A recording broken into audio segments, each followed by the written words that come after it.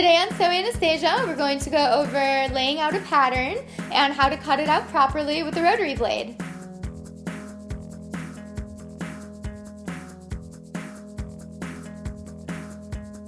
Okay, so we only need two supplies today. We're going to need our ruler and our rotary cutter. So there's 3 grain lines we're going to go over today. We're going to go over your straight grain, your cross grain, and the bias. Okay, so your straight grain is kind of self-explanatory. It runs straight down the fabric, and it is also parallel with your selvage. So your selvage is the very edge of the fabric. This is how they bind off the yardage so it doesn't fall apart.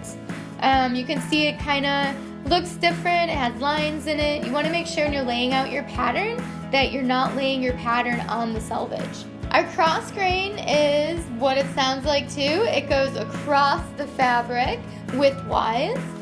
So you can also cut your patterns out on cross grain or straight grain, but it's preferred that you cut them out on the straight grain. A bias is a 45-degree angle on the fabric.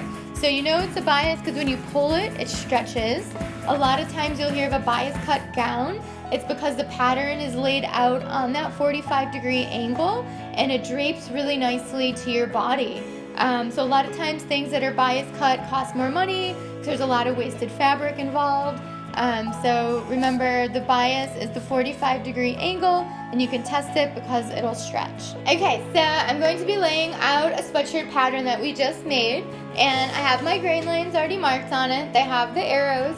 My grain line is going down center front of my shirt, so I want to make sure that my grain line is parallel with my selvage edge, which is my straight grain. Okay, so now that you have it laid out, put your pattern weights on it, grab your rotary cutter, and let's cut it out.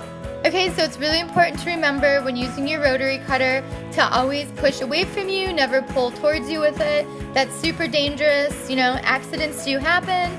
And also make sure you keep your fingers out of the way of the rotary blade because it is extremely sharp.